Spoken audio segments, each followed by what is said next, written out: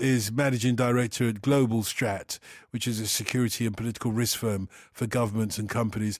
And he's a specialist on the Middle East and Egypt, and asked him what he was expecting from this meeting.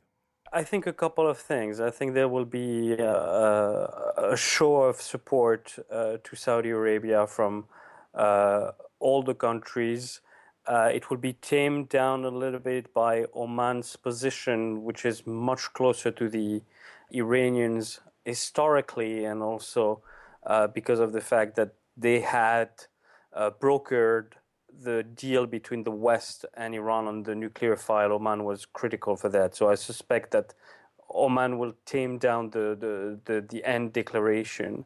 The UAE also might be one of the countries, especially the Dubai Emirates, when it comes to taming down also criticism of Iran because of historical factor that Iranian diaspora is very present in Dubai.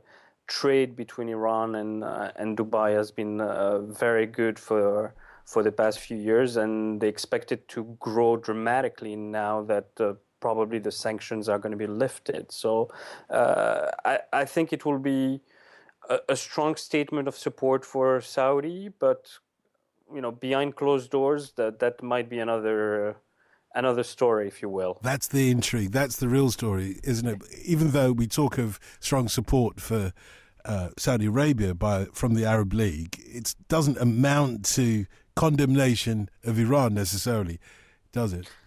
Yes, and especially now that you have the commercial interest at heart. I mean, you're looking at what the kind of cash that could be brought into Dubai and to the UAE GDP. We're talking about an addition of 1% potentially for Dubai of growth because of the new incoming lifting of sanctions with Iran. So this is not small change.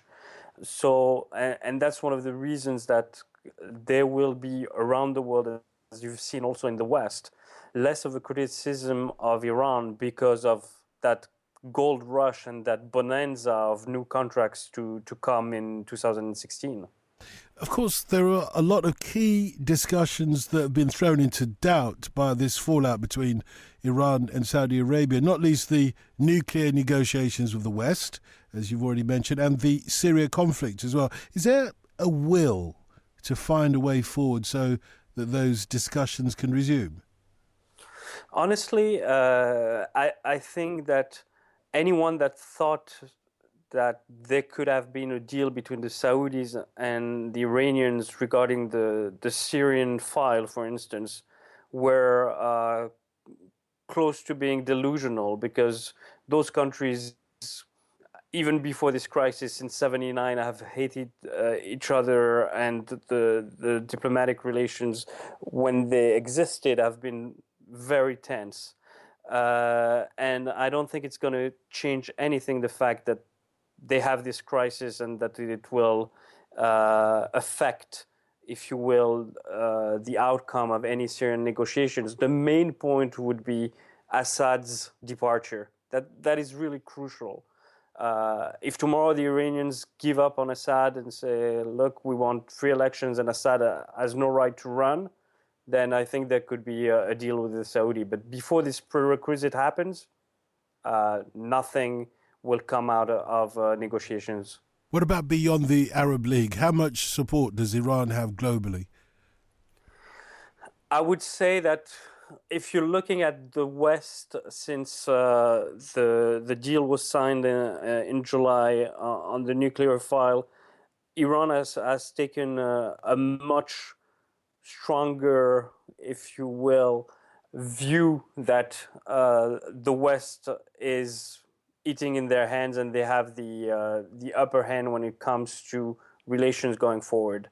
Looking at just the coverage of this latest crisis in the Western world, you would be hard to find many critical articles on Iran. The onus has been on Saudi Arabia. The criticism has been on Saudi Arabia. Talk even in the UK about the logic behind a strong relation with the Saudis has been put forward when it comes to arms dealings. I haven't seen anything like this on the Iran side, and that's one of the reasons that the Saudis also feel very much left out and, if you will, betrayed by their old allies. On a different issue, what do you make of these daily attacks? Attacks that on the surface seem like terrorist attacks against Westerners, tourists, if you like, in Egypt. How is the government there handling that? A couple of things. First, let's start with the latest attack that was one way or another foiled by the security services. So that was a quick reaction. So it looks like Egyptian security services are very much on the lookout for potential attacks, and they've handled it quite well. That's one. The second aspect is that the threat from Islamic State in Sinai is not going away anytime soon. The Egyptians have been conducting for the past few months very tough military operations in Sinai with huge means, and it hasn't really put a dent in Islamic State's capacity of attacking targets in Egypt, including in Sharm el-Sheikh, the downing of the Russian plane. So at the moment, things are not going so well. But also, I think the issue has to be, when it comes to the credibility of Egyptian authorities, is first to acknowledge that there's a terrorism problem. They cannot just put it under the carpet and pretend that nothing is happening. And Islamic State and other jihadist groups are going to play on that, the fact that the government cannot officially say that there's a terrorism problem. But if there were to be a major terror attack against tourists, like what we've seen sadly in Sousse, Tunisia, then you can expect the tourism industry in Egypt to be dead for a long time. How organized and equipped is the militant threat in Egypt? You've mentioned Sinai, and that arguably is a conflict that we don't hear much about because it's not going to be conducive to the government of Egypt. But elsewhere, if we were talking about in the populated areas, and particularly Cairo, how organized is the militant threat there? Actually, what's interesting is that the bulk of the terror attacks, even in Cairo, have been conducted by the Islamic State branch in Sinai. And one of the main reasons for that is that this group is, as we've seen in the latest attack against the hotel, is that they're very nimble. So they adapt quickly to the reaction of the Egyptian law enforcement. So when they have to come from Sinai, they would use boat. They would know exactly what to do in order to pull off attacks. What is really meaningful is that this branch of Islamic State could be viewed as the most potent of all the branches of Islamic State in the Middle East, because with the small numbers of operatives, they're able to pull off major attacks. Olivier Guetta there, Olivier Guetta, I should say, is the managing director at Global Strat. By the way, I should inform you.